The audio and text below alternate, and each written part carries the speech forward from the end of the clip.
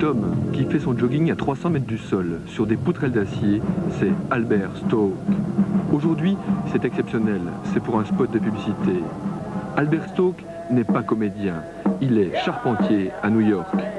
Les poutres, il les caresse, les respecte et joue beaucoup avec.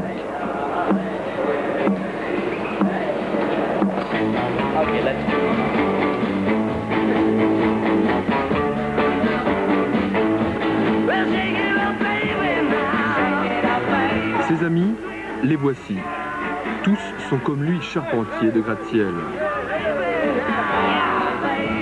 Le chef, c'est Clyde.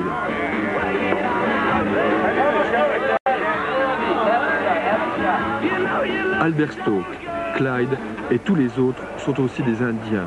Indiens du peuple Iroquois, de la tribu des Mohawks et plus précisément encore du clan des Kanawagés.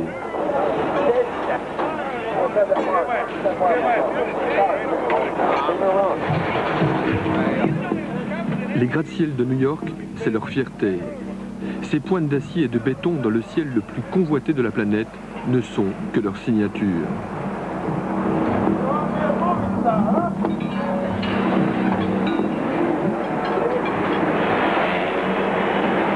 Ces bâtisseurs du ciel sont réputés dans le monde entier, car certains prétendent que les hommes de cette tribu Kanawagé ignorent le vertige.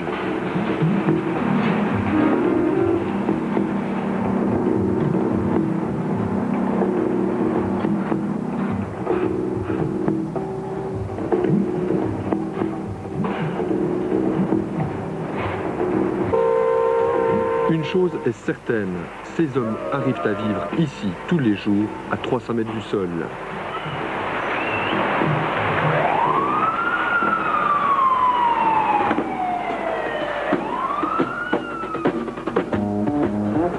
Dans cet univers très hostile à la vie, il faut travailler, assembler des poutrelles d'acier de plusieurs dizaines de tonnes, hisser, frapper, tirer, pousser et de plus se déplacer sans cesse du matin au soir sur des poutrelles larges de 9 à 15 cm.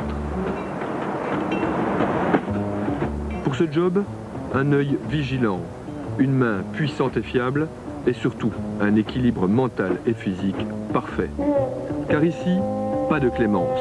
Pour la moindre petite erreur, une condamnation unique, la peine capitale, une peine sans appel. Charpentier du ciel, c'est un métier à haut risque.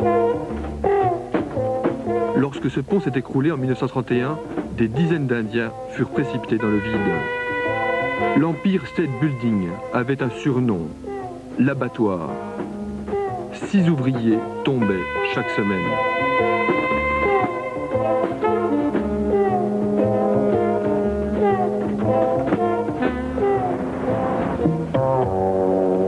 Sur le chantier, chacun sait tout cela.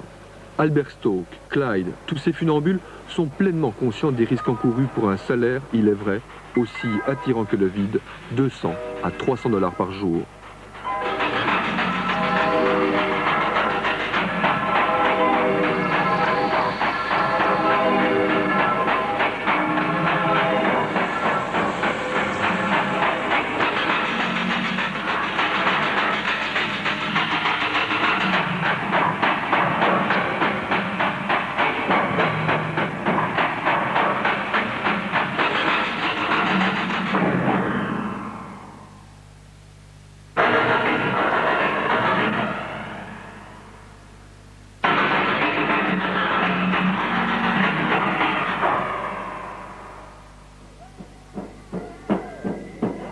Environ 1 millier de guerriers kanawagés travaillent la semaine à New York et vivent au Canada, sur la terre de leurs ancêtres, au nord de Montréal.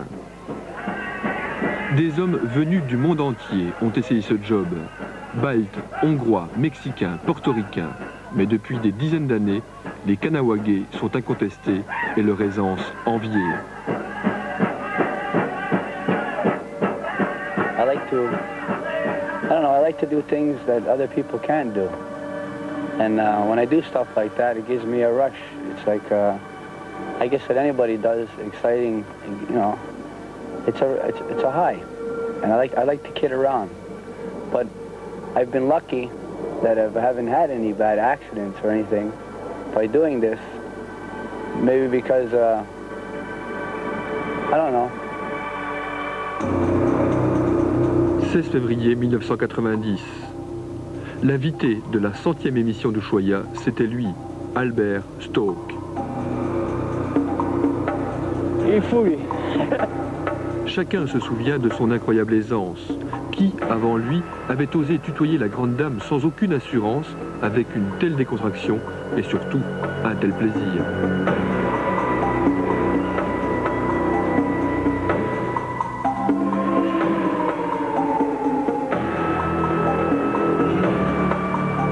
Albert Stoke, séduit par notre capitale, retourne aujourd'hui l'invitation. Il nous propose de découvrir son quotidien de charpentier et son univers, les poutrelles d'acier new-yorkaises.